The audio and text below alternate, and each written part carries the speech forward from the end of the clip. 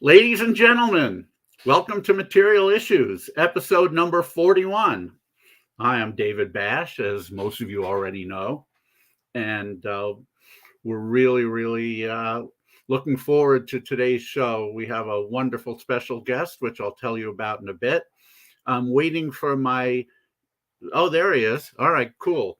I was waiting for my guest co host to arrive, but here he is. I'll introduce him in just a bit. Just wanted to let everyone know that things are up and running again with IPO. We have Phoenix, we have Chicago, we have Liverpool all scheduled. I'm working on Los Angeles, and we'll soon be working on Vancouver and hopefully some other cities. So it's all going to be great, and I can't wait. But for the moment, let's concentrate on material issues, shall we? And my guest co-host is a gentleman who's guest co-hosted before, and he really needs no introduction, of course, but I'll introduce him anyway. Been a pop music journalist for the past 35 years or so. Has written two books that many of you have, I should say, the Shake Some Action, which is the ultimate guide to power pop.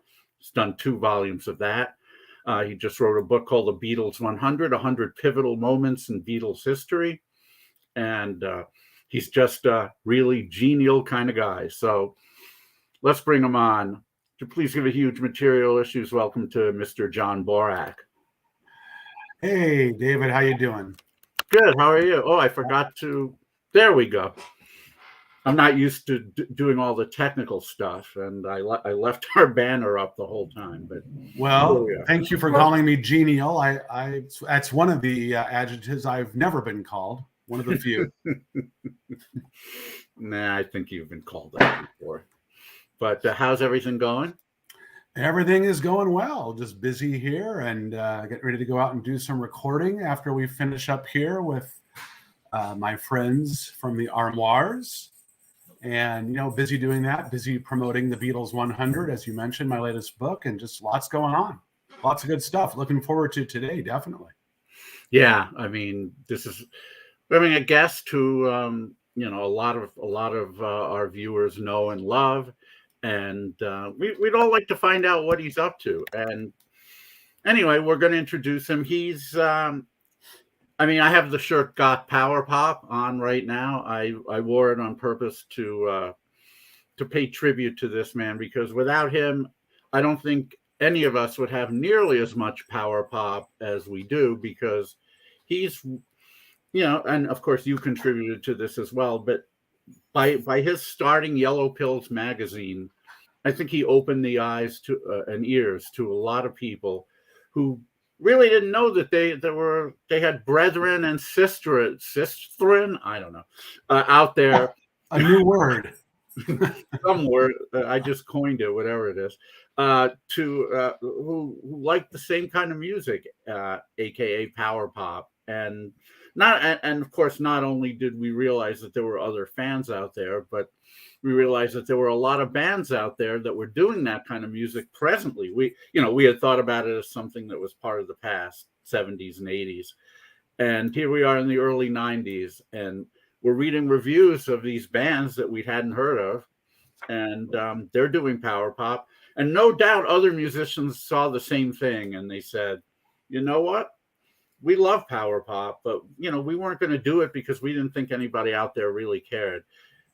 Yellow Pills magazine showed that people out there did indeed care. And so I think Yellow Pills is probably the most responsible for the power pop renaissance of the mid 90s, which of course begat all the other power pop that's come after it.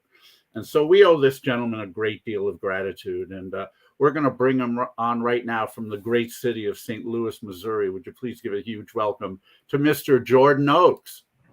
Hey guys, how's it going? Hey Jordan, how are you doing? John, good to see you, and David, of course. Yeah,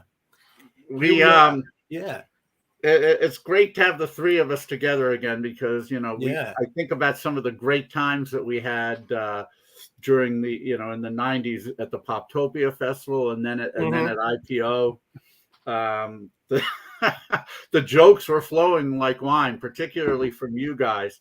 I was a little bit more of a listener, but I certainly appreciated it.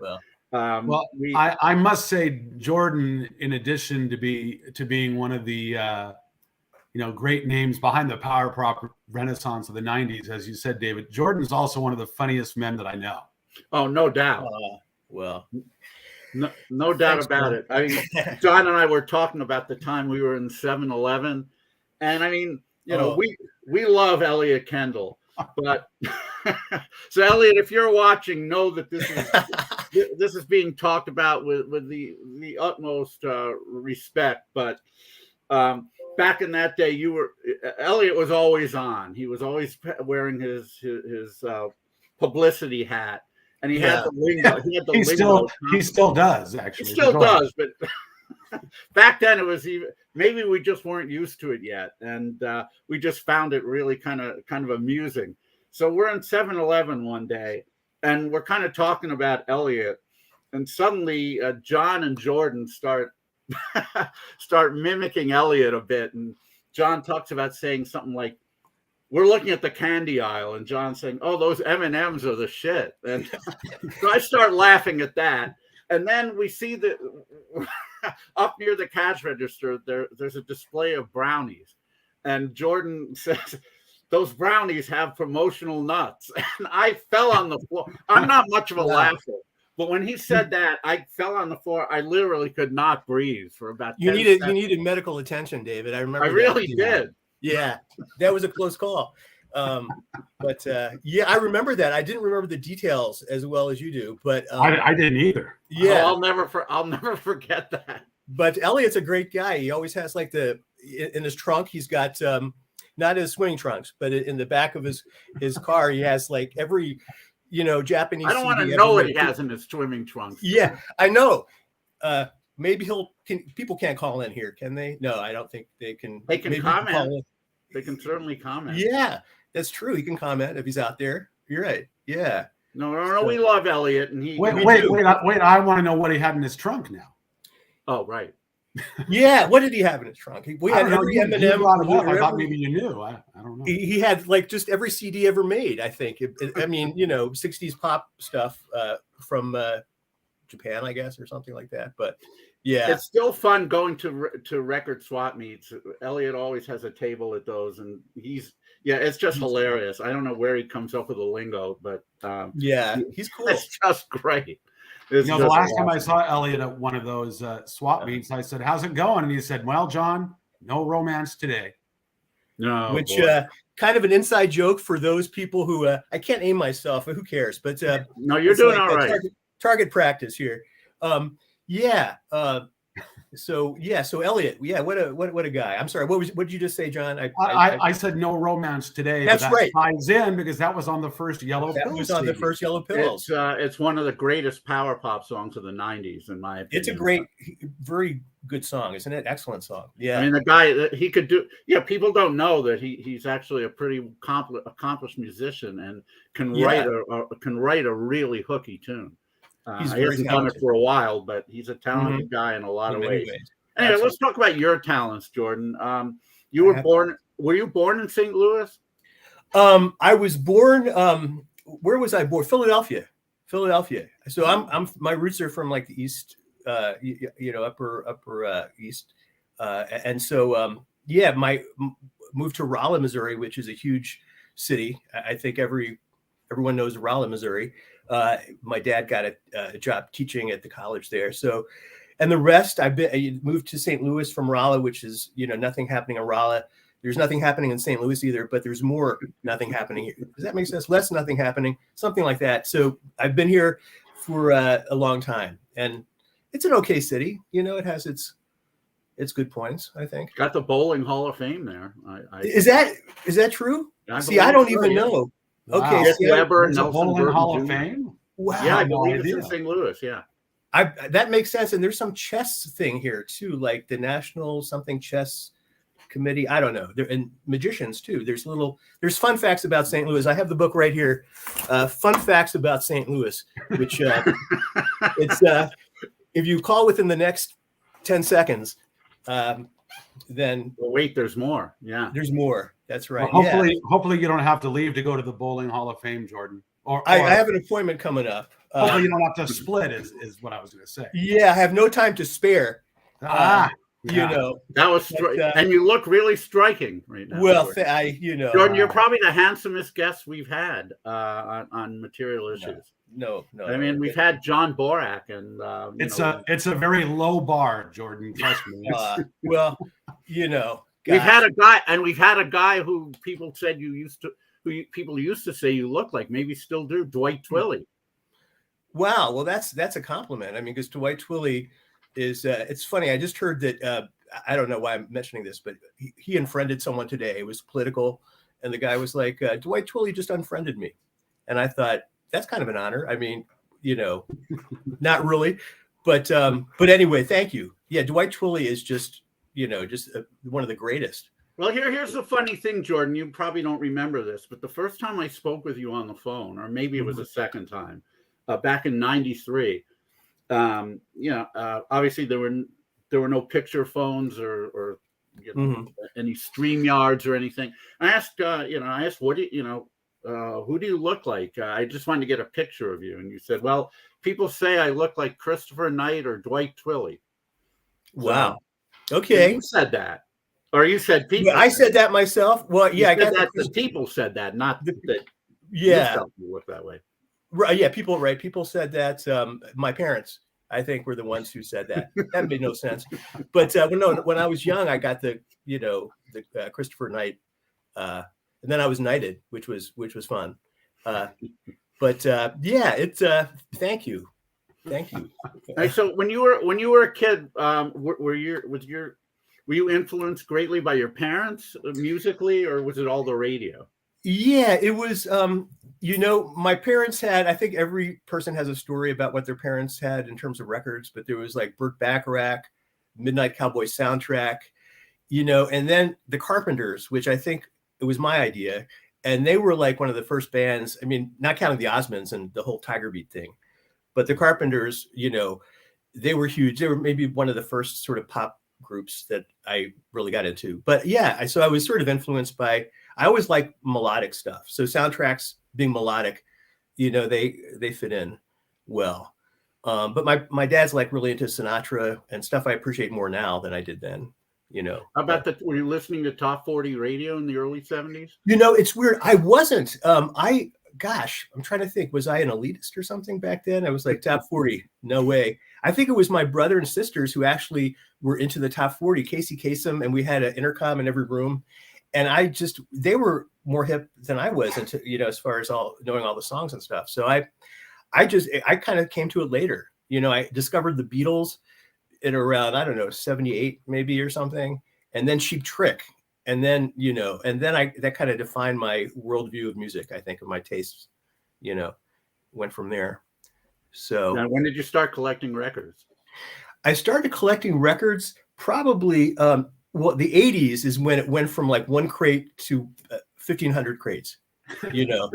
I mean, they're outside, which is dangerous. Don't keep records outside. They can warp out there, yeah. Yeah, they it's tough. They get, they can get wet or warped. But in the 80s, I think that's when people would. I'm sure with you guys too. People, you go in a record store, people say, "Hey, I got something you're gonna love," kind of thing. Oh yeah. And it's not always a record. Sometimes it's drugs.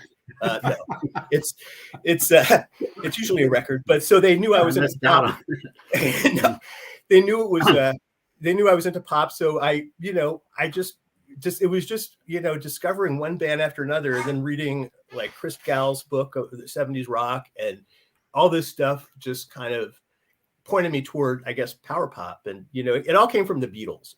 And I thought, well, it's cool. Other bands can kind of sound like the Beatles or have that Beatle sort of vibe without being the Beatles. And I thought, well, that's sort of neat, because first of all, they have the great taste to be influenced by the Beatles, and they have the talent to pull it off. So that, to me, that was like a cool thing. Reminds me of a quote. Speaking of being an elitist, you mentioned Robert Christgau. I don't think anyone was more of an elitist as far as music Yeah. than Robert Christgau. I used to read those. Show off I used his to read those books vocabulary also. too. I Yeah. couldn't Right. understand half the words he wrote. You could argue that for sure, but he reviewed Shoes albums in there and he gave them A's. So he totally got it. I think he gave Big Star a B or something. I mean, but where else could you read about these bands? You know, so that was, but yeah, true. I mean, there's that whole, I think that whole breed of rock critics is sort of dying off, you know, the Dave Marsh kind of thing. I mean, not literally, but, you know, people aren't, you know, it's not that same kind of, you know, sort of elitist, if you want to call it that. I think the internet has made music journalism a lot more accessible, and there's a lot less of the I'm better than you are sort of thing when it comes to journalists, because, you know, everybody and their Aunt Shirley has a blog now. So, you know, no one's better than anyone. Still, everyone writes, or it still exists, John. BK. You'll figure it out. Burger King? I don't know. Think about it. Burger King. Not Burger King. Anyway, Bernie Koppel? No, I'm trying to think. Yeah. My mind's just like game show time here. Coppell. I'm sorry. Koppel. Ted Koppel. You know. My brother actually spoke with Bernie Coppell. He's a huge Odd Couple fan, and Bernie Coppell was a guest. Oh, the one where he hypnotizes Felix. And right. I don't know if I love the show though. Yeah. So wow. Joel asked him about the line, and Bernie Coppell said, "I don't remember." It's always disillusioning when you find out that these things are just, you know, they're just gigs to these actors. Right. Actually, right. They forget half the jobs they've done, I think, except Robbie Rist knows every show he's been on, and some he hasn't been on, which again made he knows sense. A few. Yeah. Yeah. But anyway, did you go to school for journalism, or I went to school. I have a degree in writing as a profession. It's called. So it's a literature degree. And so that's, I mean, so I just sort of became a journalist, which is a form of writing, I guess, you know, but I was really into, like, you know, poetry and all that kind of stuff. So, I was a lit guy, I guess, back then. All right. So back in the late 80s. In the late 80s. I was just going to ask, jumping ahead a little, what made you want to start Yellow Pills? I know it was you and Osmond at the very beginning. And how did you jump from being a Beatles and Cheap Trick fan to wanting to start your own fanzine about this kind of music? Well, like Bernie, I forget completely, John. I don't know that. No, actually, it was, I guess, 1990-ish. My friend Rich Osmond and I were just talking. No relation? No relation to the Osmonds.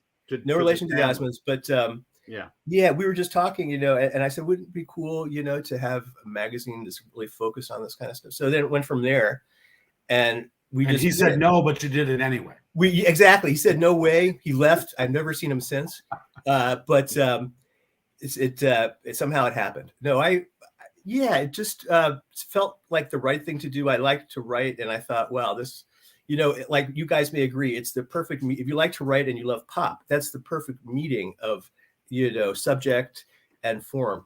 So, and so we started Yellow Pills.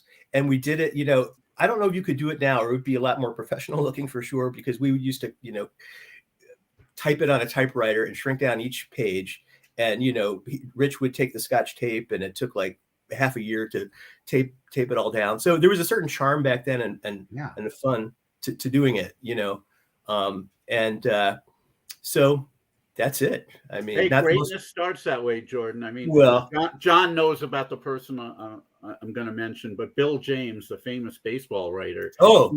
Each year he published a book about the analysis of baseball. He called it his Baseball Abstract. For the first 4 years, he did it the way you did. He typed it and he stapled it himself, basically, until he finally got a publishing deal. That's how he did it, and you know, so that's how people came to know him.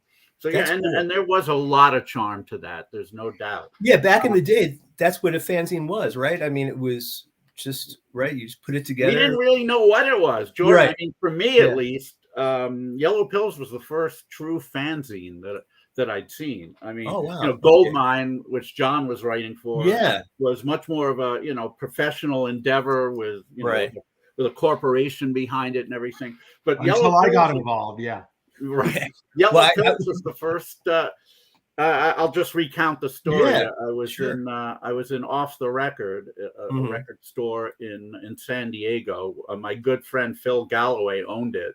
Okay. And so he brought in some very cool magazines. And one day I'm in there and I'm looking at the magazine rack, and I see this magazine called Yellow Pills, and of course I Wow. know the 2020 song, and so it's like, well, I got to take a look at this, and it was issue number 3. Okay.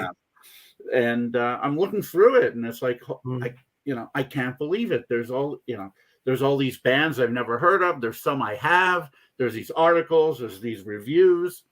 Now I remember, being the intrepid sort that I always was. Some people might say pain in the ass, but I prefer to think of it as intrepid. Anyway, I looked up. I don't remember how I did this pre-internet, but I found Rich Osmond's phone number, and Wow.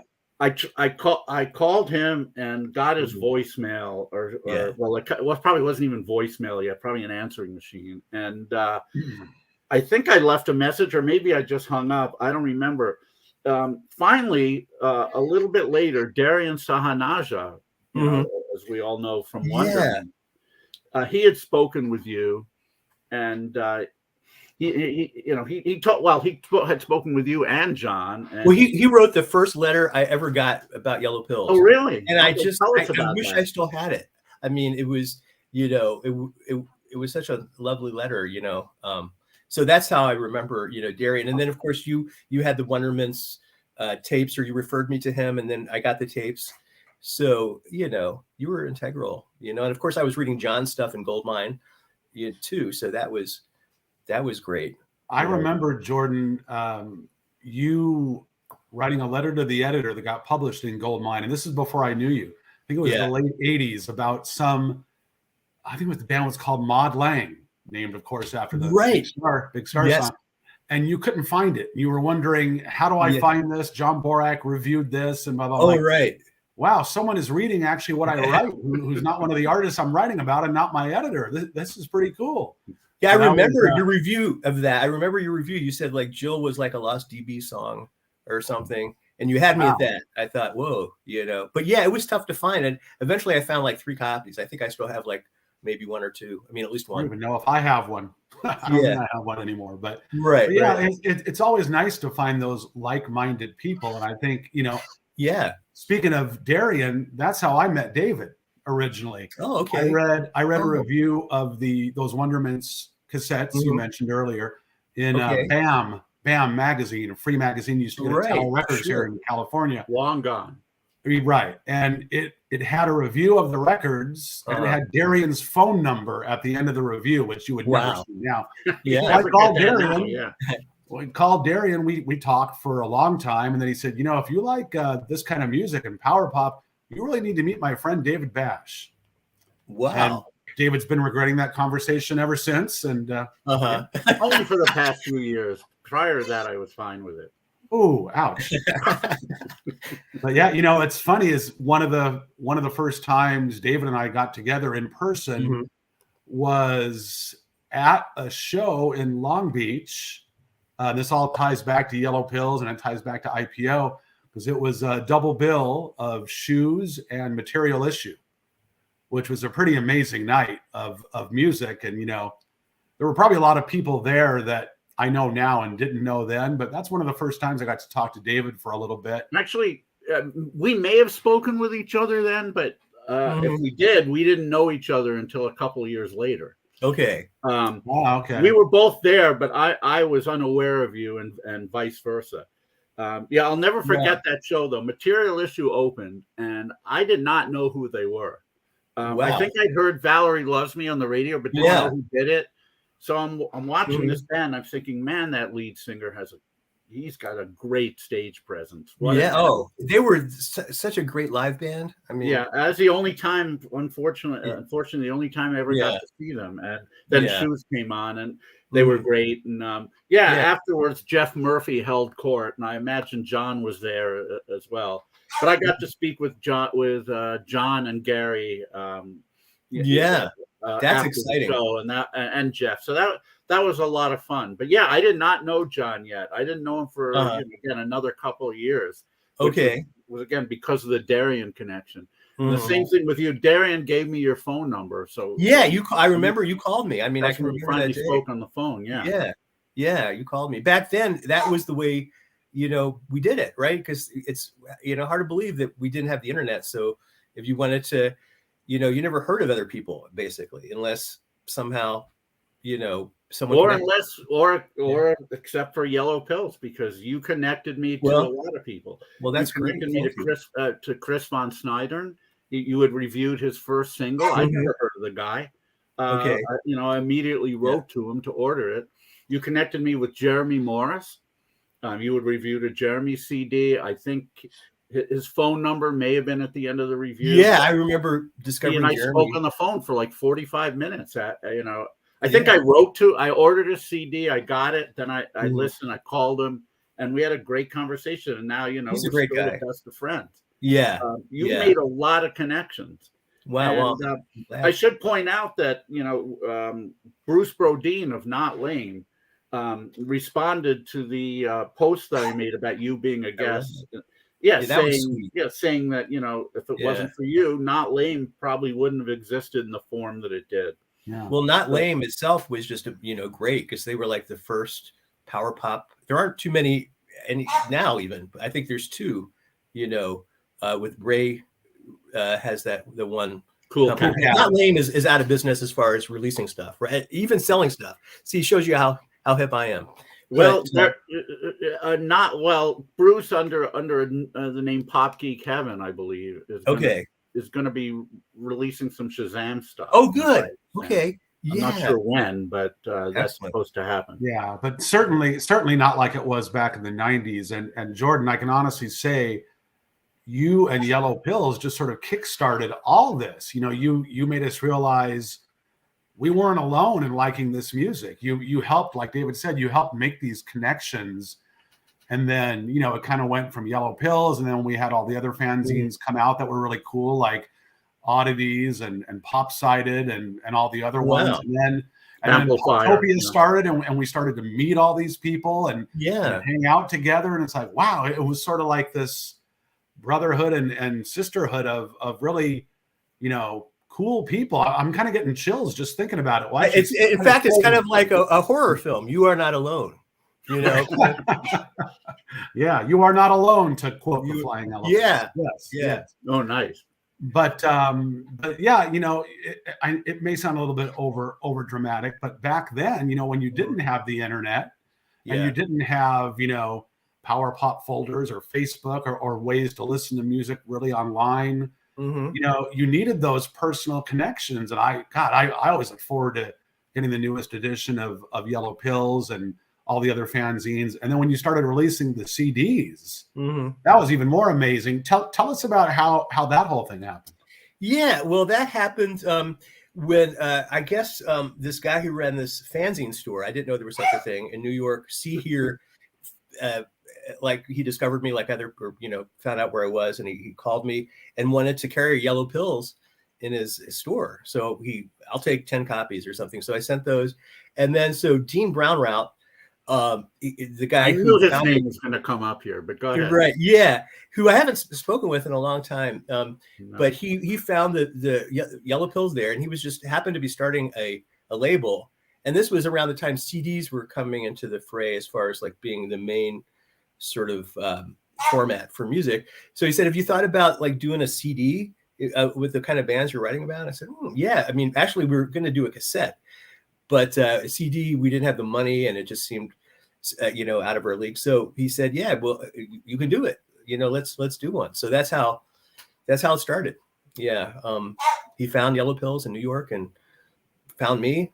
And then how did you connect with some of the bands? Because you had a lot of really cool tracks on those compilations that weren't available anywhere else. Right. Yeah, that was the thing. It was a good time also to reach out to some of these bands if you could find them, and say, hey, I really loved your band, way back when. I'm doing this CD. Do you have a song we could use? And they'd freak out because I heard of them, like, who is this guy calling me? Like the guy from Luxury comes to mind. I don't know. I haven't talked to him in a long time, but he's in Iowa, and I just got his name from the directory somehow, and I called him up. So it was just basic legwork trying to find these people. And then it's like, whoa, I could actually communicate with these people that I idolize, which was great because, it happened a while ago, and they haven't been in the business necessarily. A lot of them sort of quit music. Others didn't. So it was just great to just, there was no rule. I just, sometimes it's the phone book or 411, to get the number. Sometimes someone would say, hey, I'm friends with someone who has a song. And then people kind of heard of me somehow, or Yellow Pills. And so the Shoes guys called. And that's when I was like, wow, this is really cool. Just as a fan, to meet these people, to say nothing of being able to write about them and have their music in my CD. And another cool thing about the CDs was that it was a neat mix of old and new. So you had stuff like, for example, The Problem with Jill by Material Issue, which was an unreleased song, which is a great song. But then you had stuff like from the Michael Guthrie Band, exactly, from the late 70s, early 80s that nobody had heard. And I heard that. Yeah. And it blew my head off going, oh, my God, who are these guys? And why have I never heard of them before? Honestly, George, you did that to so many people. It was really cool. Those are probably the best power pop compilations to ever exist. And I mean, and there's been a lot of great ones, there have ones that Not Late have put together. Those are great too. There was even one he put out called "This is the Greatest Power Pop Compilation in the World" or something like that. And it was great. It was great. Yeah, Bruce put that out. But anyway, go ahead. Yeah. No, I'm glad you mentioned Shoes, because I'm going to let you in on something. John and I good-naturedly joke a little bit because one thing we notice, and maybe you don't even realize this, but a lot of your reviews, especially in the early issues of Yellow Pills, would compare bands to Shoes. And it almost seemed like you were doing that a lot. So, and sometimes you would have other bands in the group of comparisons, like you'd say, like you say like Badfinger, the Raspberries, and of course Shoes. So John and I started joking a little bit about it. We would talk about a theoretical album, and we'd say, reminds us a lot of the Carpenters, Cabaret Voltaire, and Shoes. Yeah. Do that sometimes. You throw Shoes in there, with anything. It's like, you pretty much like a cross between Anthrax, Dave Matthews Band, and Shoes. Yeah. Everything sounds like Shoes. Right. And I have this theory, if you have too many bands that you compare a band to, it kind of gets watered down so much that, you see these like, Raspberries practicing in the garage, with the Andrews Sisters, with a little bit of, the Posies thrown in. But anyway, I did that a lot. I mean, because Shoes, to me were, I don't know. I mean, they were great. The quintessential pop band. And the comparisons you did were often helpful in determining, am I going to like this or am I not going to like this? And, there's I don't even know who it is. There's some journalist now who does you'll like this if you like, and he just reviewed Lanny Flowers' new album, which is great, by the way, March to Home. And it said, you'll like this album, Lanny Flowers, if you like Lanny Flowers. Well, really? Of course. This was kind of funny. That I think you'll like this Lanny Flowers album if you like Lanny Flowers. Oddities used to do that, actually. I think they were the first magazine to say, if you like so and so, you'll like this. That was very, very helpful as well. Remember the Bob magazine? I call it the Robert because I'm formal, but no, the Bob.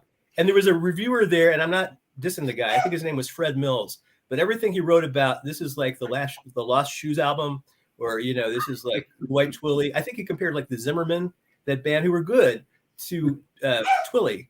And so I kept getting sort of burned because I thought, wow, these don't really sound like what he says they're going to sound like. And so I learned my lesson. Zimmerman were Australian jangle pop. Yeah, they were. They really weren't like Twilly. They weren't in that category, Although certainly I could see a lot of people liking both because the melodies are there. And I think part of that too is finding a reviewer you trust. That's it. When you find somebody you trust and whose tastes sort of are similar to your own, then you'll know, and if you find somebody, I remember reading somebody saying one of Freddie Johnston's early albums were power pop, and I didn't even have to listen to it to know. No, it's not. That's the Right. same guy who said what a fool believes is power pop, I think. Yeah, man, well. these power pop arguments, are just, I guess they date from way back. What's power pop? They'll continue to happen until I never would somebody have comes up with a predicted that would cogent be a definition, real, which they won't. Yeah. Now, Ira Robbins was actually the first guy who I started to trust. Yeah, Ira is great. Books, I would say, if he likes it, I probably will too. In his book that just came out, he has 2 volumes, but he has a letter I wrote to him when he reviewed something for Rolling Stone, and I was really pissed because he knocked the album or something, and so the letter's in his book, and his response was, it wasn't a nice letter I wrote, and so I'm just thrilled that he was nice to me, in this book that.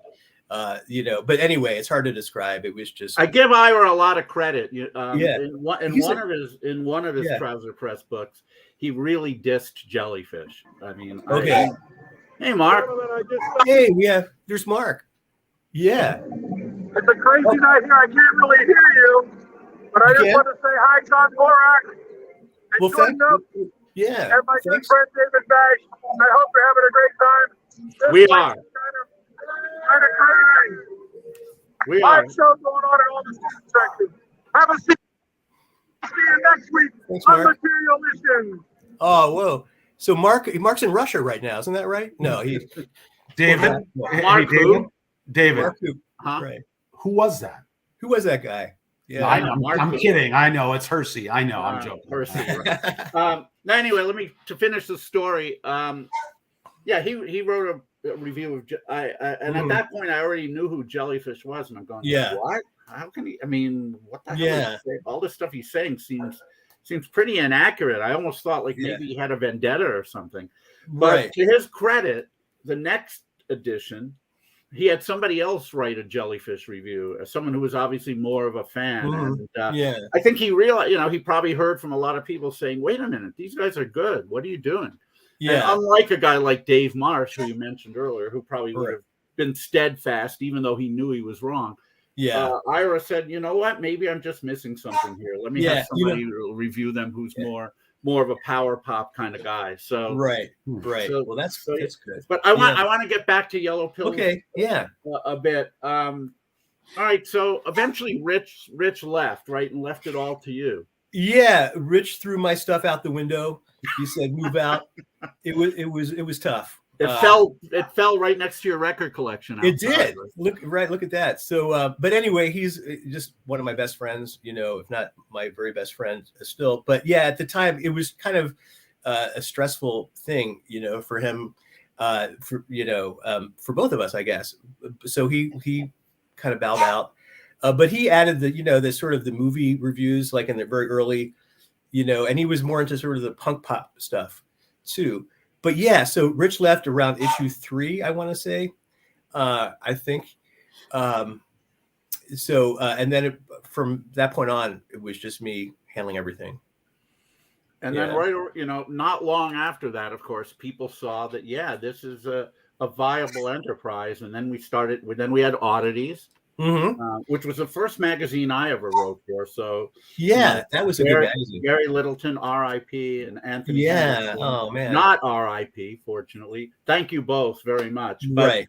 Yeah, that was great. But I started writing for them, and then I contacted you and said, Jordan, may I write for you too? And you said sure. And so you gave me a break as well, and I appreciated that. Then of course Amplifier came by and Pop-sided. Yeah. I guess, right. And again, this is all very, very good natured, but as I am very intrepid and very assertive and very zealous, I started going in the ass is what you said earlier, right? Pain in the ass, yeah. I started going after review copies, which at the time we called promos. Promos. And you guys would never cease to give me the business about going after promos. I remember Jordan's quote. Yeah, I was going to say David was anti-curly, but he's promo. I forgot that. Yeah. That was great.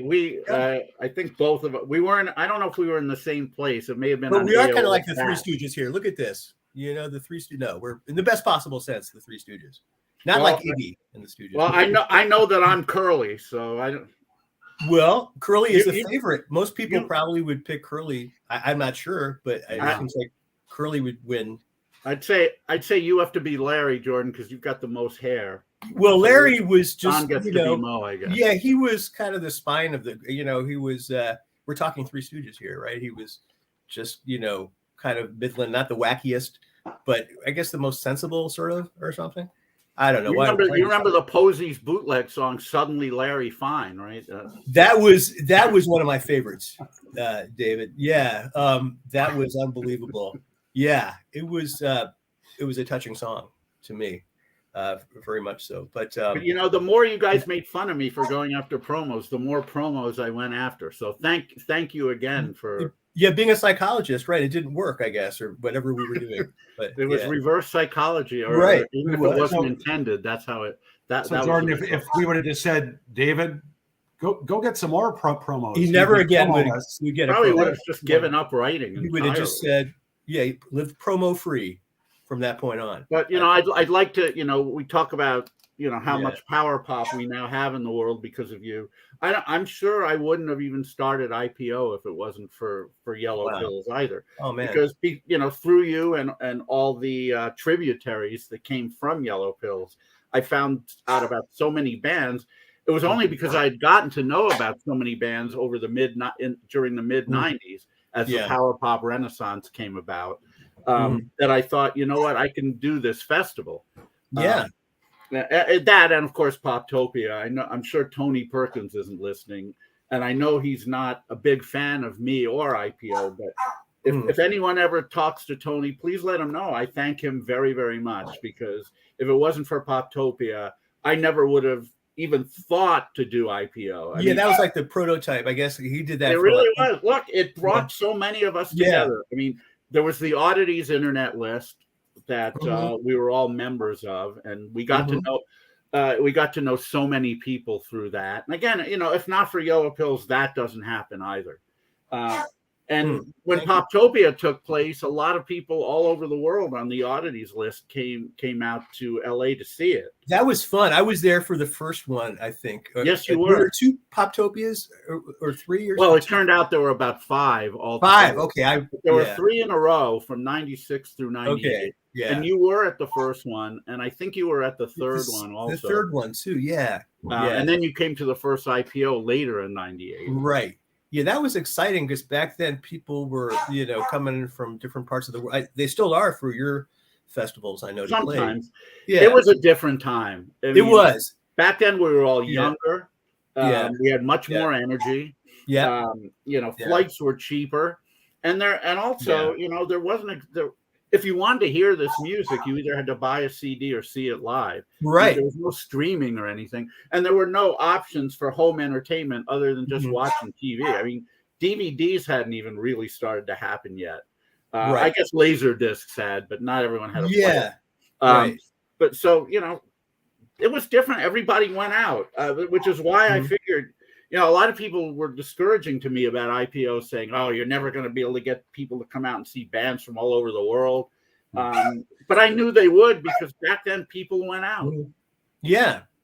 Right. Yeah, they did. And is Buddy there, John? No, I think that's Jordan's dog. Oh, that's my dog. Oh, what's your dog's name? Foxy. Oh, Foxy. Yeah. I figured it would be named Shoes or something. I think I'll change her name now. That's a good idea. You could say in an interview, you know, we could have been, my dog could have been Shoes. Shoes. Got Lucy right here, though, if you want to see her. What a dog. Lucy. There's Lucy. What a sweetie. There's Lucy. There goes Lucy to quote the Hi, Lucy. That's Lacey. Okay. Yeah. And Buddy's down here too, but no, that's Jordan. Jordan, you need to feed your dog. I think they're pretty. Well, she's always, you know, she's up at the top of the stairs barking because I think she wants my attention or something. But she's a sweetie. She's like 19 now, so she just got out of college. And I mean, so I every day I have with her is great. She still is active and she runs and all that kind of stuff. A dirty old egg sucking dog. Sorry, Jordan. That's a joke between me and Joe. And John. It's okay. John is my name. John Boris. Not Joe, but did I say Joe? You said Joe. Yeah, it's fine. Joe. Close though, right? Joe. There's the J and the O. Don't worry about it, Me and Donald. Joe It's to quote fine. the Guess Who. So Jordan, the Yeah. $1 million question, and you've probably answered this at some point, but I don't know if I ever remember hearing the answer. I think you did Yellow Pills for 9 issues. Yeah. You did 4 CDs, then later you did a 5th one. But what made you stop? Well, gosh, I don't have the energy, maybe that kind of energy for, like I put out one thing on the Yellow Pills label, which was the Wind album. Yeah. And so as far as putting out the CDs, I always worked with labels. I never did it on my own because it was just too much to think about, the contracts and all that kind of stuff. I didn't want to think about it. I just wanted to think about the music. Yeah, I just, I've been thinking, maybe doing another one sometime, but it kind of like it served the purpose, I think, already, and now it would be one of many. And so I think it's great. Other people have the torch and, they're releasing really good comps and stuff. So that's what it is really. And I don't know how much left I have to say about power pop either. I kind of was thinking about that the other day, like so I'm happy, I love power pop but I'm just I don't have that sort of energy, that fanzine energy. But David, you do the IPOs, and I that's amazing that you organize these. The logistics must be unbelievable around the world and stuff. So that kind of thing. You get into a routine and develop a system, and obviously sometimes I have to deviate from it. You're throwing some curveballs. Sorry again for the I'm sure. metaphor. It happens, and you just have to roll with that. But it's always a challenge, and especially post-COVID. Certain things that I didn't have to deal with. Right. Well, I'm envious because you're always flying to Liverpool or England, I guess generally, and Sweden, and I haven't been out of the U.S. except for Mexico and Canada. You never have. John, you haven't been either, have you? Except Mexico, right? Me? Yeah, I've only been to I've been to Canada, okay, and I've been to Mexico, and outside of the U.S., I've been to Jersey once. Does that count? That does. Now they change it. A little. And I was in Hawaii, which of course is part of the U.S., but to me that was like so far away that it does. It doesn't seem like the U.S. Yeah, I have to go to Alaska too to find out if that right. Does, it probably doesn't either. But yeah, I felt weird when I went to Hawaii, even taking out dollar bills to pay for things. It's like, so you were in Hawaii, obviously. You went to Hawaii. In 2002 with my wife. Yeah. Okay. Yeah. Who wasn't my wife then, but right, she was somebody else. I was at Maui, which it was me too. Yeah, that's the one that it's all beautiful, but Michael McCartney, who we all know, of course, he. Such a great guy. He gave me a tour. He took us out on the tour. Yeah, me too. You got the Road to Hannah tour or whatever. It's called the Road to Hannah. It's like not Hannah like our friend Hannah, but it's the road that goes through. He drove and it goes through these hills, and you stop and you get the food from this sort of family-run food truck. We went on that tour, but yeah, I'm sure he gave you a great tour wherever he took you. There's so much there to see. Yeah. It's the Hana Highway, which is this really sort of treacherous, long and winding road, to quote the Beatles, that goes up to a certain area, and you have to drive very, very slowly because it's pretty dangerous. But it's so. How did you know, John? Thing. Were you there? But you just know this from the. No, I've been. I drove the Hana Highway, and I got my car stuck in the sand, and there's no automobile club on Hawaii. I found that out. So we had our rental car, got stuck in the sand. I had to pay 3 big burly Hawaiian dancers $20 each to lift my damn rental car out of the sand. But wow, that's man, that's yeah. Well, no trip is complete without a disaster, I guess, or something. Well, yeah. But, so Jordan, so after Yellow Pills, what from what I understand, did you try your hand at stand-up comedy for a while? Well, yeah, I mean, I did that a few times. In fact, I want to do that. It's one of those things where I want to do it because I feel like I need to, because I don't know, there's not a ton of things I'm really good at. So I thought, well, maybe if I have some good material, which I think I have some good material, then I should try it. So I'm waiting for this open mic night around here, this comedy club, to maybe give it another shot. and it's just a weird feeling to be up there, but then you can get in the groove. So yeah, it's never going to be like something I'm going to make a living at, but I think I'm kind of, I don't know. And I can't even imagine having that as a job, going from city to city, as if there's even any chance of that. But yeah, it's something I like to do.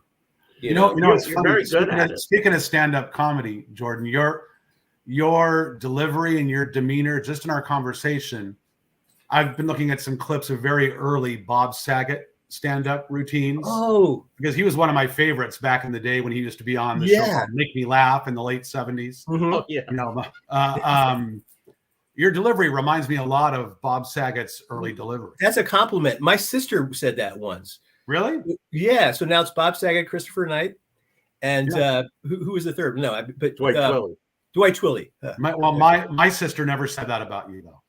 Well, I don't have a sister. Case, that's probably why. That could my be sister, to quote one of our favorite artists, Ross. Ross, yeah. Ross. No, Ross, Jordan, you're responsible for me finding out about Ross. You sent me a cassette that had that song and a couple others. Yeah, Ross is great. You know, of course, his name is not. I mean, it's a long sort of Spanish name. Juan Antonio Rose. Of course, it's not that complicated, I guess. But yeah, he played. Not only did he play IPO in LA in our infancy, but he brought his band to Liverpool a couple of times. He understands English a lot better now. Right. Okay. We needed Fernando Martinez, I think. Yeah. What happened to Fernando Martinez? Is he? I don't know. Is he on Facebook? What? He was a sweet guy, you know. He was. He is a sweet guy wherever he is. Hopefully, I mean, he's still around. But we met a lot of sweet people through. We did through oddities, which of course goes right back to you, Jordan. Well, it all goes back to you. The Sweet People were one of my favorite bands. The Sweet People. I think after Sweet, it was just the Sweet People. They had a fight. They couldn't use Sweet, so we'll be the Sweet People. This is testament to what John said about your delivery. One time, I think it was maybe during the Poptopia Festival, you and I are at the El Rey, I think, and there's this table that has a bunch of, for lack of a better term, promotional material, and you just look at it and you say, table of contents, and I just started falling on the floor. I worked on that line for a year. You had the spontaneity and just this inflection. This vocal timbre, it all works. It keeps me sane sometimes, I guess. I don't know, trying to look at the world that way. But now you also teach, don't you? Yeah, I do. I teach writing on Zoom now. It's ever since COVID. So I really love that. You know, that's fun. Yeah. Well, Jordan, a lot of people. There's a lot of people writing about pop music, of course, online and elsewhere. Your writing style is unique because you throw in a lot of puns and similes and different sort of things that no one else really does. And it's very unique, very identifiable, and very, very cool. Always loved it. Well, thank you, John. Tons of other people do as well. Thank you. Yeah, Jordan, I don't think we've kissed as much ass to any guest. I was hoping for more ass kissing. I'm a little let down. Well, we've got 7 minutes left. Well, that's okay. Let's get going. Well, we really mean it, though. I mean, you know, thanks. Without ever intending to do so, I'm sure, because you couldn't have. None of us could have conceived what would have what happened. But you are so responsible for, directly and indirectly for all of it. Well, I don't know what to say. I think a lot of people played a role, but if I had something to do with it, that's great, because I love the music, and I thought, wow, this is great to connect people and to. The bands with the people, and the people are on the same level. That's what I like, in power pop for the most part, right? That's what IPO is all about too. Yeah, I don't have any room for ego at IPO. I mean, yes, sometimes we have bigger names, and right, to some degree, we have to give them some preferential treatment. But if they start acting like they're above it all, they're out of here. Never, they are, and it's happened. Well, I haven't worked with a few people again because they've had to, right? Okay, as someone who's been around IPO since the beginning, and I mean, the pop community is filled with so many of those musicians. Also, they're all fans, and it's funny. I was going to say, as someone who's been around IPO since the beginning, I've seen more egos from little known bands than I have from, name people. Like I remember, Scott Miller, playing. That might have been Poptopia, but yeah, I remember that. You know, I mean, I wasn't there, but He did play IPO, but in San super Francisco. nice guy. Yeah, he really was. And other people like him great guy at that level who've been signed to major labels, just being really cool. And then you see some guy who recorded something in his bedroom, and he's just a complete dick. When he gets to IPO or Poptopia. And we know that guy. I'm not going to say his name. I can't stand that guy. Yeah. But sadly, I know a few of that guy. A few of that guy, right? Yeah, one of my favorite series. That guy, remember that with Marlo Thomas? Marlo Thomas, yeah. Right. Oh, it was a Ted Bessel. It was a Ted Bessel, the late great Ted Bessel. Wow.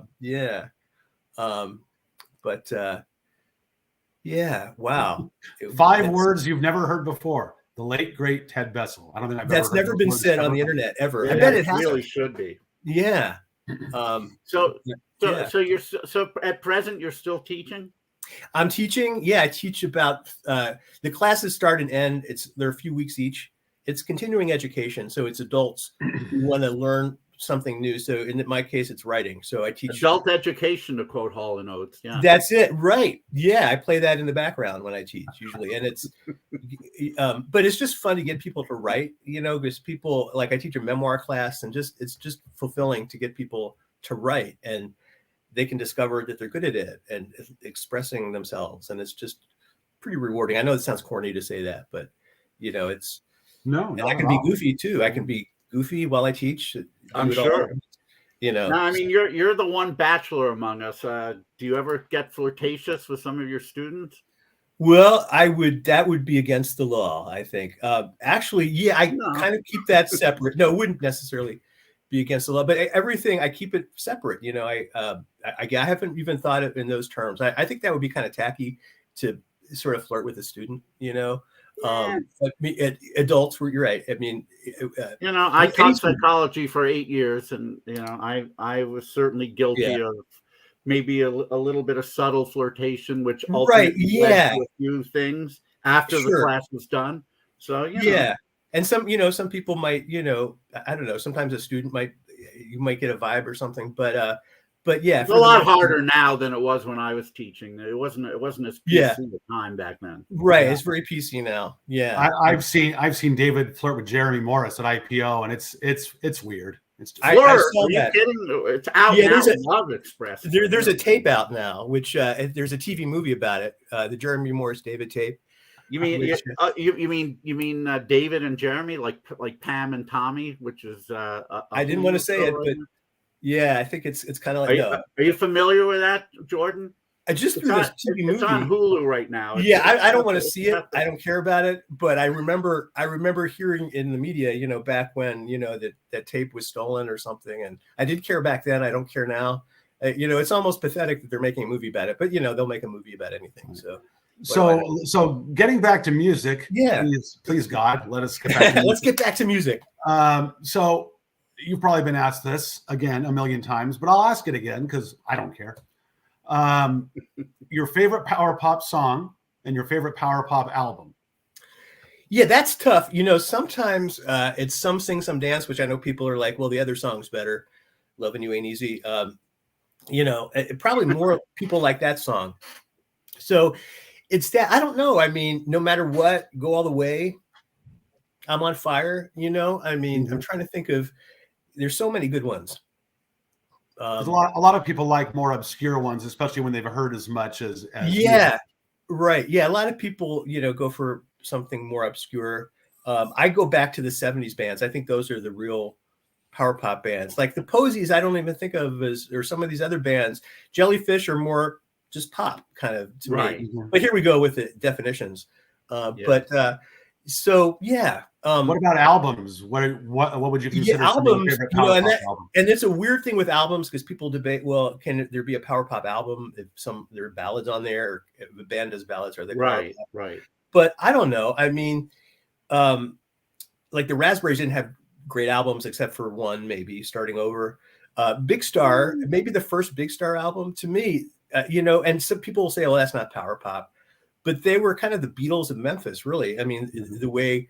Their melodic sensibility and stuff. So maybe one of the Big Star albums would be one. It's hard to say. There's a You lot. know what? You know what's a power pop album through and through? The Tom's first album. Yeah, the Tom's is great. Did you order that from Disques du Monde? I did indeed. Yeah. That's where I read about it. Yeah, and they had that was like the greatest mail order. And I discovered, so many bands from them. So the Tom's, that's, they mentioned Badfinger and Shoes in their They review. did, right. That's why I figured Badfinger Shoes like pop or something, they said. And there was pop with a twist in a different section, right? They had different pop sections. They were ahead of their time. I discovered the Smithereens through Disques du Monde also. Oh, okay. Yeah, they reviewed the EP, and I can't remember who they mentioned. They mentioned the Beatles, Revolver, and a couple of other touchstones. And it's like, okay, got to get this. Well, you know, when you're mentioning power pop albums, and if you want to talk about albums that are strictly power pop, if you want to go that really super narrow definition, which a lot of people do, I mean, I consider the Beats' first album. I consider Get the Knack. In 2020, as we know. 2020, of course, my favorite power pop album ever. I think mine. And then, a few of the other ones you mentioned, and then it sort of stops there, really, as far as great ones. You're right. Yeah. The Beats. Well, I you know me, I have to disagree with that. I think there have been several great ones over the past, in this millennium, let's say. Yeah. My favorite in this millennium is probably The Matter Pretty Quick, which some people may say. Some people may say that's not power. The Mad, is that the band? I think that album is. Is that from the band from? Are they from Sweden or something? They're from Amsterdam. Amsterdam. Okay, yeah. I can't get it now, but I got the files, the MP3s, and they're really good. Their one original is like a ripoff of another song, though, right? Well, they have a few Rob's are pretty quick, like half the album's original. Yeah, there's one that it's like a Rob song, and that's right. Yeah, I've mentioned that to David on numerous occasions.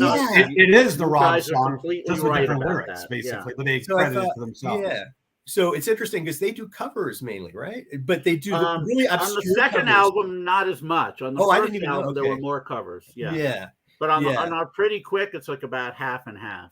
Okay. Yeah, I need to find. They do covers that most people don't know are covers, which is what makes. That's right. I was going to say very obscure, like the Wizards from Australia, and bands like that. Masters Apprentices and bands like that. That's the band I think I meant to say. They pick, they have the Shakers cover on there. Yeah, all kinds of really cool stuff like that. Yeah. That's anyway. We've hit the witching hour. No way! Oh man. We'll bring you back on, Jordan. We can talk with you guys. We can talk with you for hours. Wow, it's so great. I love you guys, and it's so great to see you. And likewise. I think it was like the late '90s when I actually saw you two in person or something. It has been that long, yeah. Yeah. So anyway, thank you for inviting me, and thank you for being here. This is a great show, and I will see you guys, I guess, on Facebook or somewhere like that, maybe. Absolutely. Right. Okay. Thanks for being here, and thanks for all that you've done for music and for being just a wonderful person and a great friend, and we love you. Well, back at you guys. Thank you so much. All right, we'll see you soon, Jordan. Okay, thanks David. Do I vanish by myself? How does this work? Do we just? I'll get you out. Okay, get me out. Bye-bye. All right, John, thank you for coming in. I mean, the three of us together, it's just too important. So thank you for offering. It was just too good to pass up. Well, when I heard that Jordan was going to be the guest, and I heard that Mark couldn't make it, I definitely wanted to do it because Jordan's one of my favorite people. And like we said over and over in the last hour, 90s power pop and beyond might not have existed in the form that it does without him. Absolutely not. To me, there's no question about it. So, it was a fun show. And thanks again. And say hi to the Armoires you are an Armoire. So say hi to the rest of them. And I'll say hi to myself, too. Say hi to yourself. And we'll see you soon. All right. Thanks, David. Take care. And thanks, everybody, very much for watching episode 41 of Material Issues. I don't really like talking about don't necessarily talking about the upcoming guests without having Mark here, but I will just briefly. Next week, we have the great Jim Babjack of the Smithereens. That'll be a lot of fun. The following week, Tony Hazard, songwriter from 60s UK, who wrote hits for Manfred Mann and the Hollies, among others, and has a reissue of his classic album, coming out very shortly. March 23rd, the great female-fronted rock band from New York, Sly Boots, good friends of mine and IPO's. March 30th, the drummer for Paul McCartney and for Wings on some of their early albums, still doing a lot of great session work. Denny Sywell on March 30th. And then April 6th and 13th, we have a couple of former Major League Baseball players. Mark and I are huge baseball fans, so we wanted to get some on. April 6th, Cy Young Award winner and media presence, Jack McDowell will be on. And April 13th, former outfielder for the Texas Rangers, the New York Yankees, and New York Yankees announcer, Billy Sample, on April 13th. And, you know, Mark and I still have irons in the fire. I know Mark is talking to some very cool people right now. We're trying to nail down a date for them. There'll be a lot more. But until then, thank you all very, very much for being on with us on Material Issues. You know, without you, there'd be no raison d'etre. So thank you. And we'll see you again with Mark next week. So take care, everyone. Good night.